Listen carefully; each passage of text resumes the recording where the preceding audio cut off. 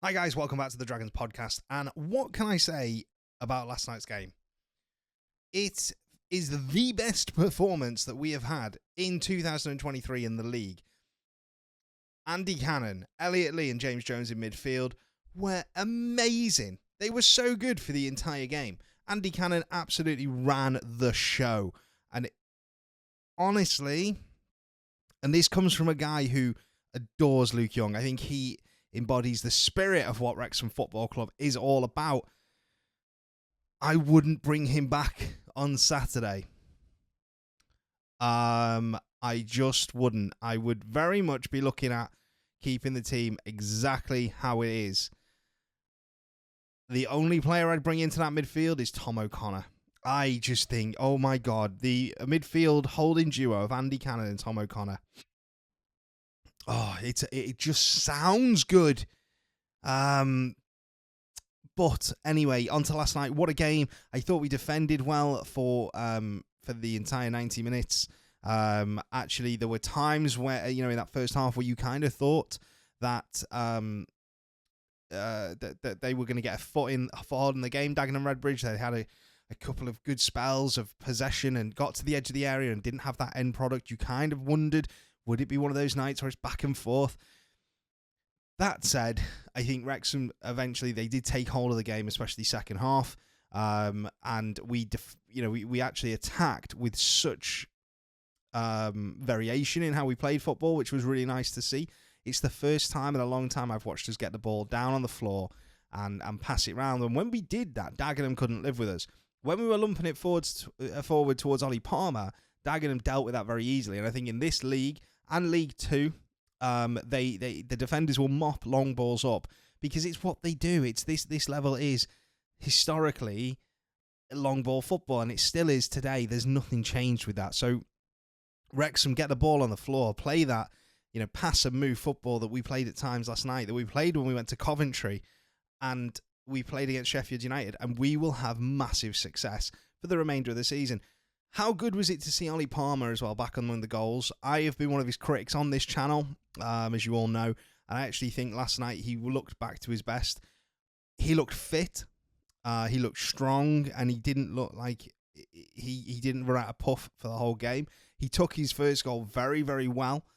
That's not an easy skill to do either. That was a good finish. The second one his second goal he reacted to very well as well to score that. So two really good goals for Ollie, and Jordan Tunnicliffe getting on the end of a corner to get a goal, which he openly admits himself probably should score more. So they are a little bit like hen's teeth at the moment, and they just don't come around very, very often.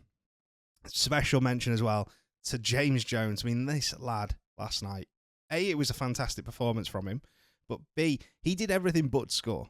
Everything but score. He hit the post twice. You can't come closer than he did with that first effort where the keeper spilled it onto the post and it nearly went in. That is it's just unlucky for James Jones, it really is. But all in all, it was a really good performance. Ollie Palmer, 100% man of the match for us. And it was good to see Owen O'Connell back. And I said it about Howard at the weekend. How much more secure did our defence look with Rob Layton behind them?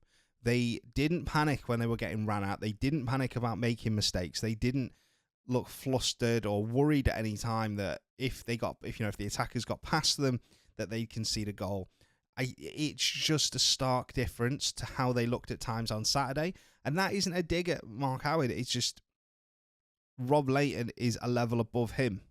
And that's, again, it isn't a dig. It's just a fact. I think Rob Layton is the best goalkeeper in the league when fit. So, that's how it is. Looking ahead to Saturday, then, obviously, we welcome Southend to the racecourse ground. Now, Southend are buoyed by the news, or they should be buoyed by the news, that the owner paid off the HMRC bill that was outstanding. And I believe their fans have got a presentation for the Wrexham fans after we donated some money to them. There is a real close kinship between us and Southend. Us having been under the oppression of an owner who stripped us of our assets many moons ago, and we've managed to come back and survive and rise from the rubble of the mess that he who shall not be named left. Hopefully, Southend can do the same. Their owner isn't very well liked, obviously. I'm not aware of any protests that are planned by the Southend fans this weekend, but that might change, and should it change, I'll obviously bring you guys that on my Twitter page, so keep an eye out for that. But in terms of what is going on, let's have a look at the league. So we sit obviously top, 4 points clear. Now we have a huge chance on Saturday to go 4 points clear before Notts County even kick off. So put me teeth. Let me get this right. So we're 4 points clear now. We have a chance to go 7 points clear before Notts County even kick off. We are on 88 points. We are on course. There's 30 to play for. We could get 118 points. Realistically, I think the lowest we will get is about 113. I don't see us dropping too many points if we play like we did yesterday. The one game I am a little bit concerned about is County, just because it's so much pressure on that game. Southend, on the other hand, they are sitting in 8th place, 53 points. Now, they are coming off the back of 2 defeats into this game, which isn't great for them. I mean, but the fact that their players are still turning up and putting a shift in and have them sat in 8th position when they've not been paid since like Christmas, when they don't know where their next pay packets come from, more power to them. And credit to them, because their fans still travel in decent numbers. Their fans are still really passionate about it. I had the chance for the Football Nation podcast to sit down and speak to 2 Southend fans, one who was a member of the supporters protest group, and they both spoke very well about what's going on at the club. And what they did kind of suggest to me is that it's something that there's such a long way to go for Southend. But the fans are going to continue to fight, and they're never going to be beaten, and that is exactly what we need to hear in this situation.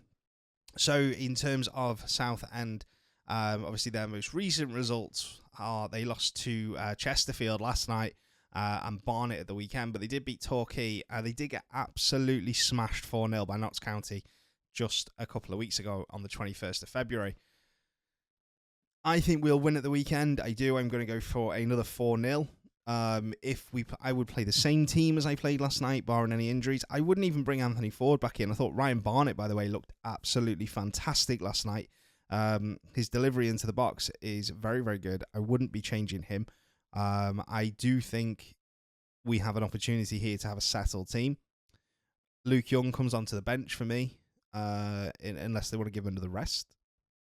But it's definitely big. So right up here, you'll see at the top of the screen, I'm going for a Wrexham win, 4-0.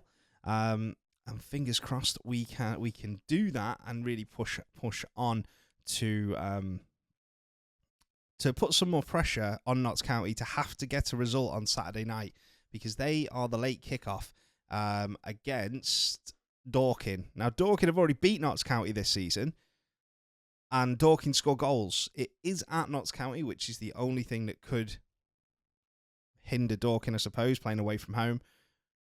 But I will never put anything. I'd never bet against Mark White's team, because you don't know what team is going to turn up. All that I know is that Wrexham are going to do the business, and we're going to continue to do the business no matter what Notts County do. And that's all we can really ask for as Wrexham fans. Focus on us. Focus on what we have to do. Make sure we put the W's in our collar. Make sure we put our points on the board, and we can then, focus on. We don't have to focus on Notts County that way. The ball is in our court. This is in our hands now, and we have to really drive this home and not let it slip.